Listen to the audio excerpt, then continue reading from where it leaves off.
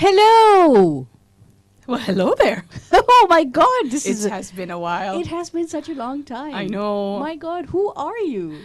I am somebody I have totally forgotten. I have no idea who I am. I'm reinventing myself. Actually, I have no idea who you are either. I know. It's been, what, 2 years now? God, more is, but it feels like 50. At least. Are you that old? Because I'm not. No, I just use a very good anti-aging cream.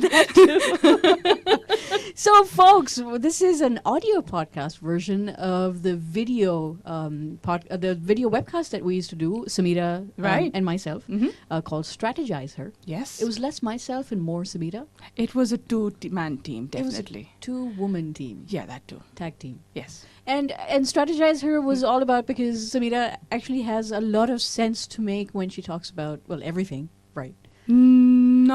Not everyone would agree with you on that one, Rabia. But I'm so glad you do. But when we talk about PR and marketing and trends and strategies, and hence strategize her. There That's we right. go. Right. So now that Sameerah, I've got her back. We're going to do this series on hopefully a weekly basis or a bi-monthly basis. Yeah. Over Skype, since you don't live in Pakistan anymore. That's right. But we do want to talk about strategies, not strategizes. But strategies, new and upcoming things that are happening around us. Yeah, and things that perhaps need a little bit of tweaking and innovation, True. reinventing stuff. True, There's so many absolutely. youngsters in the I was about to say the audience, because we do these campus conversation series. Right, and those are really, really interesting. I've been Yeah. following them online. Yeah. Those are very, very cool. So I mean, I meant to say that there's so many youngsters who listen to these Right. podcasts, are always looking for, a little bit of direction, because Right. that's all they need. Right. Because they've got great ideas and everything. So what are we talking about today? Well, it was something that a friend of mine recently told me that her younger sister had done her master's in, which was online analytical marketing. And I was wondering what that was. I had no clue. And apparently it basically is all the Googling and all the searches that you put in, it captures your data and creates specific web pages catered to an individual's history of searching on the internet. And I found that to be extremely interesting simply because, well, most of the time when you use certain websites like Expedia or wherever, when you've already been on that website and you've used that website, the next time you log in, it shows you searches that based on your previous searches. Right. So something that's tailor-made. But like, for example, there's a couple of companies out in the UK now that actually monitor online activity, and then they start posting information to them about whether they're interested in insurance or banking or whatever. So it's not random emails. Okay. It's emails specifically catered for an individual, which I found was very interesting. So that's like lead generation, what we do on a B2B activity. Exactly, This is happening on a B2C. Exactly, but this is more on an in-depth performance. It's like not only what your history of searches are, but also what your specific requirements are. Right. Like, for example, when you're on a certain destination, certain part of the world, your searches for where's the nearest Pakistan embassy, Right. or wherever, and then that website keeps putting up on small little booklets on your screen to say is that you are in so and so time zone, Right. because when you move in, and it puts the local Pakistan embassy number on the web screen, and which I found was really interesting. Yeah. I didn't know that existed. Absolutely. I found that fascinating. It is. Because especially now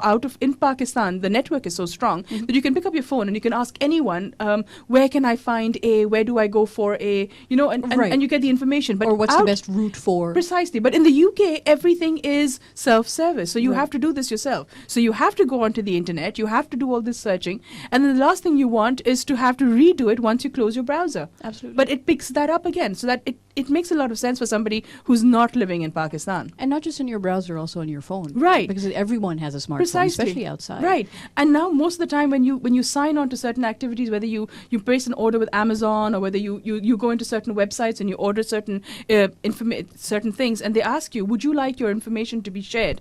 And I once made a mistake of saying yes. Oh my God. I know. OMG. Exactly. And I thought I was going to be hit by one spam after another. Right. I was really surprised. They kept sending me information of things I was genuinely interested in. Because on the Amazon website, I had surfed for crockery, Okay. for books, for electronics, for all kinds Stuffed toys. Yeah, well, no, not really, no. I took Flip-flop my collection shoes. with me from here. Okay.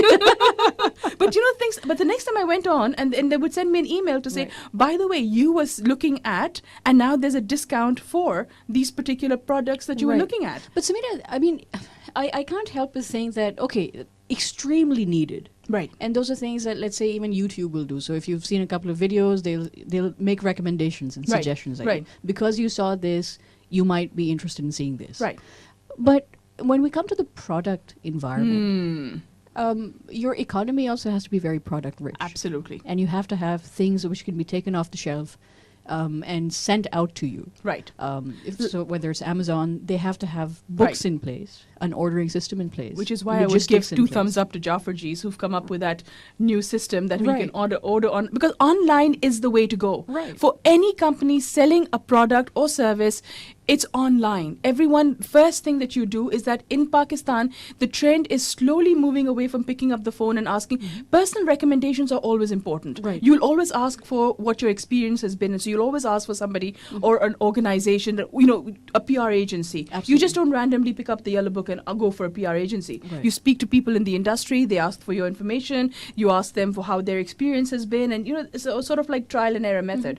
But when it comes to products, and like for example, I need to buy a certain item from, whether it's one of the textile companies, whether it's one of the manufacturing companies, Right. I know exactly what it is that I want. I just want to know how is it going to be delivered to my doorstep. Right. There's some of these people out there. There's one organization in Lahore, because Lahore is the center for fashion right now. So all the latest fabrics and everything come out over there, and by the time they reach Karachi, they're all out, mostly. Right. What this organization does is buy in bulk from the manufacturer and then puts a premium and say, right, we'll ship it anywhere in Pakistan for you. Okay. That's incredibly innovative for them, because you can order online and you can do all its e-commerce, and it's incorporating every aspect of the information that you want. They'll tell you what the fabric is, how many yards, etc., which I think is brilliant. Okay. But it's just something that a lot of companies need to catch on to over here. Right. And obviously it does not work for perishable goods. Obviously. But things like what you manufacture, which like Jaffarji's is doing, Right. is truly unique. I But- can send a present to someone anywhere else in Pakistan and not Absolutely. have to worry. But let's say, for example, TCS has started to do this a while back with mangoes. With mangoes, that's right. Mangoes from Pakistan are Right. probably the best in the world. Absolutely. Far better than anything you could get in India or anywhere Very else. true. But I think the only reason why people abroad don't know that is because we have no way of pushing the mangoes out. And also, I was actually living in the UK. I know, for example, like I'm going to miss mango season here. Right. I need to get my hands on mangoes. I mean, it's one of those no-brainers. Right. But apparently, there's so many rules and regulations involved in getting those mangoes over to Pakistan, over to the UK from Right. Pakistan, that a lot of people sort of become deterred and they'll go for the Spanish or the Brazilian variety, which are not as good. Right. So there has to be a way. But I went recently to one of the Pakistani council events over there, and what was really shocking was the lack of connection, of sharing of information between Pakistan and its councils. Right. And it's really surprising, because I knew more about what was going on in Pakistan's IT industry than the economic advisors over there. And That's it was because you know how to use the internet. Probably. And it's just one of those things. How do you propel Pakistani business out of Pakistan if the various organizations responsible for that are less informed than the people? Absolutely. So, that's a very big divide that has to be filled in. We don't only have an IT domain that needs to be looked at. We have such a variety of cultural aspects, not only just the clothes, but also, for example, we're selling a way of life. Right. We talk about, we had an exhibition recently in Islamabad from the Kalash industry, from the Kalash area, and I didn't think people would be that interested, but they were. They were arriving at Lok Virsa in throngs to see these people and talk to them and learn more about them. And they had a couple of interpreters, and they were talking about their cultural environments. Right. And how interesting would something like that be for people living outside Pakistan? Absolutely. And it's something that nobody has ever touched on. And we were talking about Zeb and Hania, for example. Right. The kind of music or sound Absolutely. that they have is very unique to Pakistan and Exactly. Afghanistan and everywhere. And that sort of, their impressions of Pakistan are still the Muni Begums and those kind of, what they would perceive as, but they have not, a lot of them haven't realized that music has progressed. But even that sound from the time of Muni Begum and Nusrat Fateh Ali Khan Saab and everyone, that it's taken years and decades for that sound to actually make it outside. True. And much, sorry to say, much of that has come through the Bollywood industry. Right. Because Nusrat Fateh Ali Khan Sahab Exactly. produced albums Exactly. in India. Exactly. That's how the sound actually went there. So that has to be, that model has to be. And perhaps- what's incredibly sad is that we're probably the last generation Right. to appreciate music like that. Right. Because I know for a fact that the next generation isn't remotely interested. Absolutely. So we need to find a way to sort of break through the Lady Gaga facade that some of them have and sort of introduce them to some of the better aspects. I know Lady Gaga and Nusrat Fateh I'm Ali just Khan, not in the same cringing. breath. I know. What I know. are you smoking? I know. It's the smog in London. It does that to you.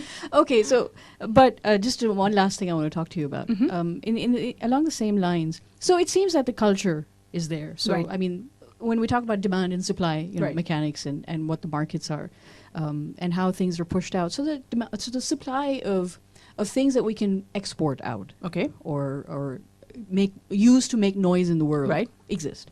Perhaps the only place where we're weak is the logistic channels to actually push those out. But then there are so many solutions for that. I mean, like it's avenues that need to be explored that haven't already. I mean, like look at Pakistan's industry that has a niche in the world. Right.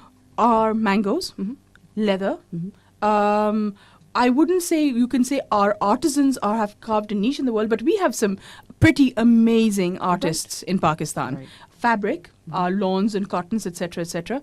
Now, I mean, like I'm not going to say that compare Pakistan to certain other countries, but I'm going to give an example of an Indian franchise that has taken a modern twist on the same fabric industry, Don't which talk is about Fab India. I am going Fab to talk India. about exactly. But look at the way they've done that. Just like what Khadi did to Right. revolutionize Right. the kurtas, Fab India has done that for the kurtis. But they've taken that to a mass scale. Absolutely. And it's all customization. So if you want long kurtas with short sleeves or long sleeves with short kurtas, that you'll find it there. Absolutely. You will find the same restriction at Khadi here. Right. But the thing is that Indian items are freely available. So obviously they have managed to overcome the logistics issues, Okay. which we haven't as yet. The Pakistani things on sale in the UK, which I Right. can at least speak of, are basically bridal wear. Mm. Bridal wear is something that not everybody, you're not going to wear. I mean, casual, informal, sort of, ethnic. So you don't want to wear a bridal wear joda to a tea party? No. No, if I was in Lahore, perhaps. Come join me for a cup of tea, won't you? That's right. Dress formal. Yeah, watch the Jhumar.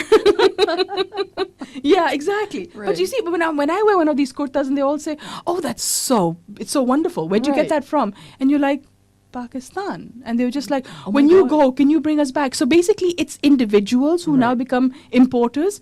Why can't the industry take a step forward and sort of open up a teeny tiny outlet and then just have the embassy and various people word of mouth? To be on the say, to defend that industry, I mean, in their defense, I have to say that perhaps they just don't know that these solutions exist here locally.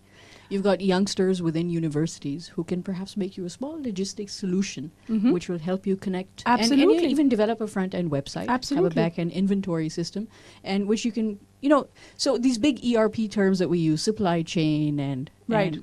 all of those other buzzwords Right, that we use, right. they can be kind of tailored down for the smaller industries and Yes. help them push out. And I Yes. think that's probably the biggest thing that holds back Absolutely. the SME sector. Absolutely. Right?